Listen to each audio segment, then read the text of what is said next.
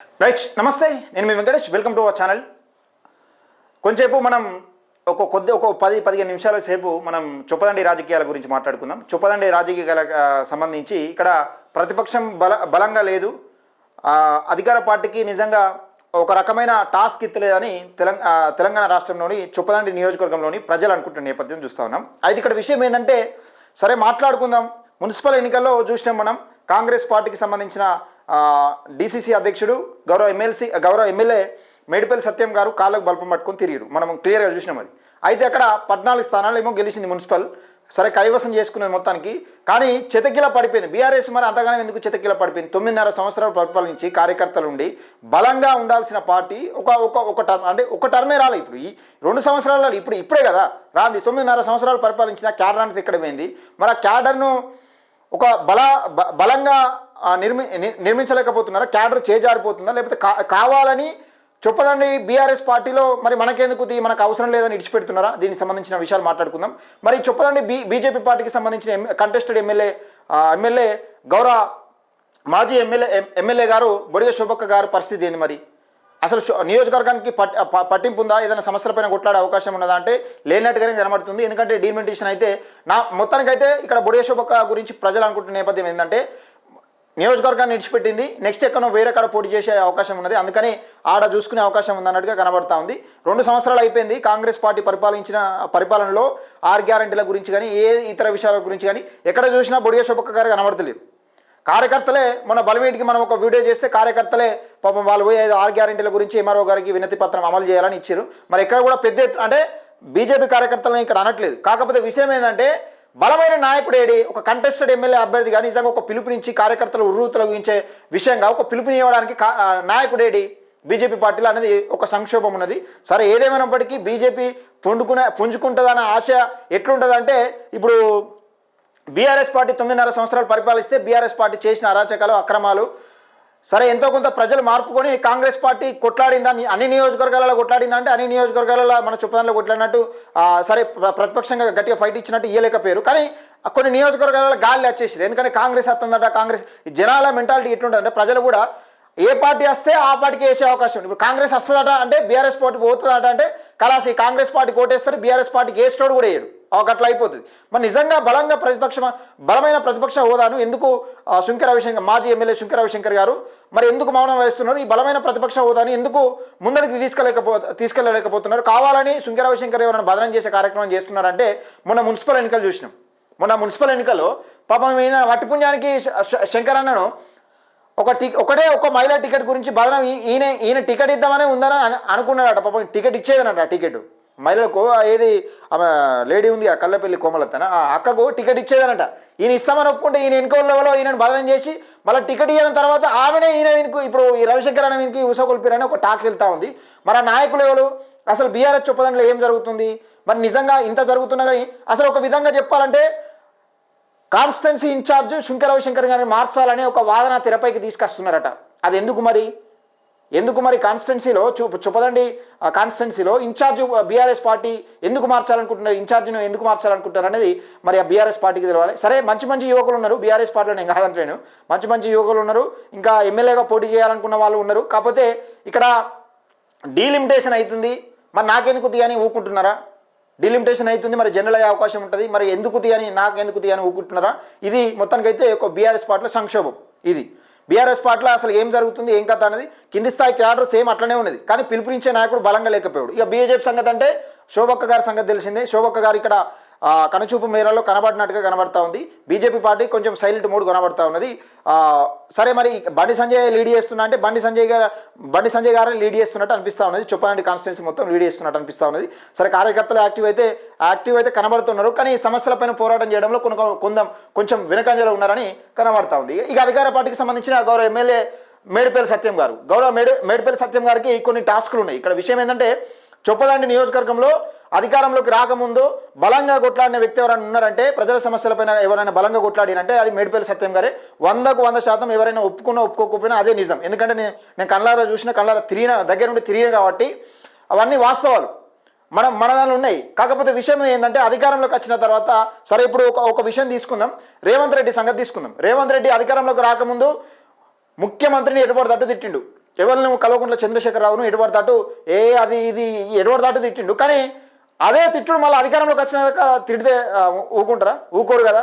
అందుకంటే ప్రతిపక్షంలో ఉన్నప్పుడు నువ్వు ఫైర్ బ్రాండ్ లెక్క కనబడతావు అందరికీ. ఇప్పుడు ప్రతిపక్షంలో ఉన్న వాళ్ళు ఎవరైనా కానీ మాట్లాడతారు, ఏం మాట్లాడతాను మస్తు మాట్లాడుతాను అనిపిస్తుంది. కానీ అధికార పార్టీకి వచ్చిన తర్వాత మణి ఉండాలి.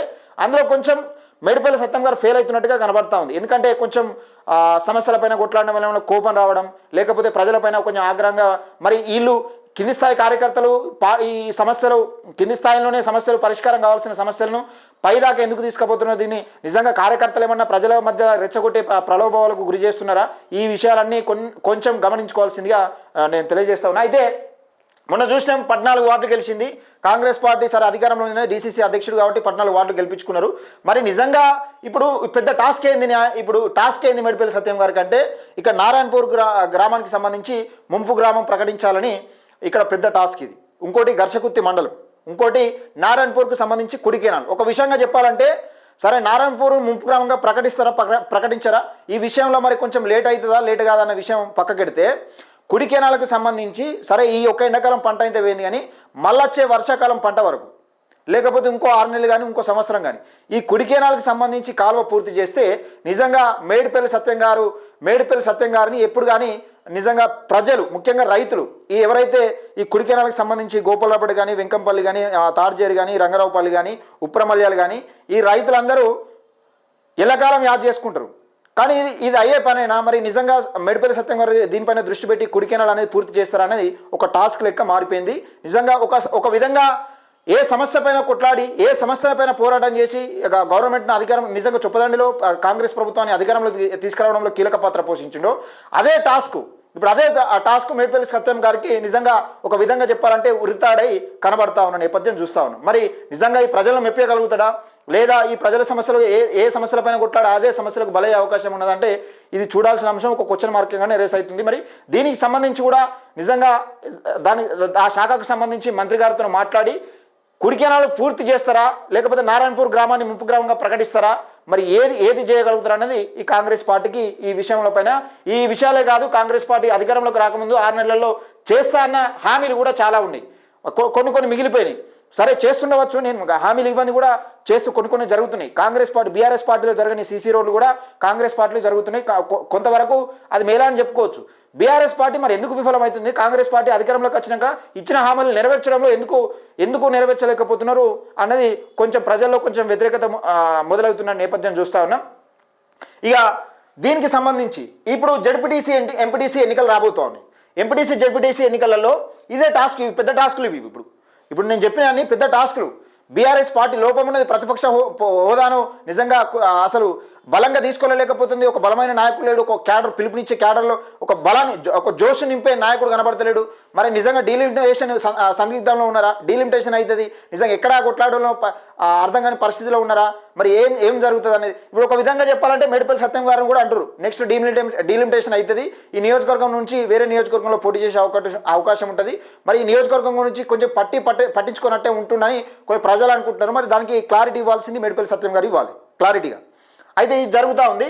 అయితే మరి ఈ త్వరలో జడ్పీటీసీ ఎంపీటీసీ ఎన్నికలు, ఇందులో ముఖ్యంగా కీలకంగా చెప్పాలంటే ఇప్పుడు మనం చూస్తూ ఉన్నాం ఇండిపెండెంట్ అభ్యర్థులు ఎక్కువ పోటీ చేస్తున్నారు ఎక్కడ చూసినా కానీ. అంటే ఈ పార్టీల మీద విరక్తి పుట్టి నిజంగా బీఆర్ఎస్ పార్టీ కాంగ్రెస్ పార్టీ కానీ ఈ పార్టీల మీద విరక్తి పుట్టి ఇండిపెండెంట్ అభ్యర్థులు ఎక్కువ పోటీ చేస్తున్నారు. అంటే పార్టీలకు అతీతంగా మనం చూసినామన్నా టీఆర్పీ నుంచి కూడా పోటీ చేసే అవకాశం ఉందని చెప్పిన నేను ఇండిపెండెంట్గా వేయమని చెప్పిన. లేకపోతే ఇంకా ముందే తెలిస్తే ఇండిపెండెంట్ అభ్యర్థులు ఎవరైతే ఉంటారో వాళ్ళ కత్తెర గుర్తు వచ్చినాక కూడా వాళ్ళు మా పార్టీ కండు వేసుకొని తిరుగుదామని చెప్పారు. పార్టీ కండు వేసుకొని తిరుగుతాం, కండువాలు ఇవ్వండి అని చెప్పారు. అటువంటి పరిస్థితి నెలకొన్నది.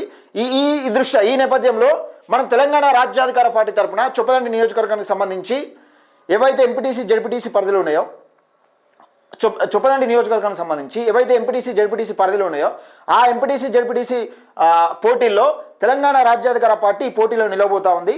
దీనికి సంబంధించి దయచేసి మిత్రులారా నేను ఒకటే చెప్తా ఉన్నా, మీరు తెలంగాణ రాజ్యాధికార పార్టీ నుంచి పోటీ చేయాలనుకునే వ్యక్తులు ఎవరైతే ఉంటారో ఈ నంబర్ను కాంటాక్ట్ కాండి.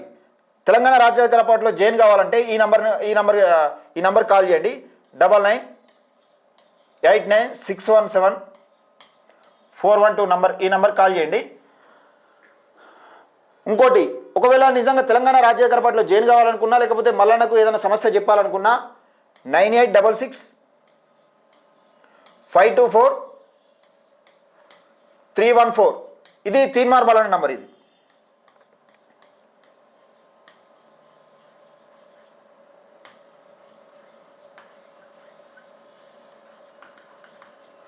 ఇది తీన్మార్ మల్లన్న నంబరు, ఇది నా నంబరు. దయచేసి ఈ నంబర్లో కాంటాక్ట్ కాండి. ఎవరైనా పోటీ చేయాలనుకున్న వాళ్ళు తప్పకుండా బరిలో దిస్తాం. ఈ జెడ్పీటీసీ ఎంపీటీసీ ఎన్నికల్లో తెలంగాణ రాజ్యాధికార పార్టీ అన్ని స్థానాల నుంచి పోటీ చేయబోతా ఉన్నది. మరి చొప్పదండి నిజంగా ప్రజలు ఎవరిని కోరుకుంటా ఉన్నారు, నిజంగా ఏం మార్పు కోరుకుంటా పోతున్నారు, మార్పు నిజంగా ఏ విధమైన మార్పు ఇవ్వబోతా ఉన్నారు, ఏ విధమైన తీర్పు ఇవ్వబోతా ఉన్నారు అని చూసే ప్రయత్నం చేద్దాం మిత్రులారా. దయచేసి వీడియోని ఎక్కువ మందికి షేర్ చేయండి, లైక్ చేయండి, మన ఛానల్ని సబ్స్క్రైబ్ చేసుకోండి.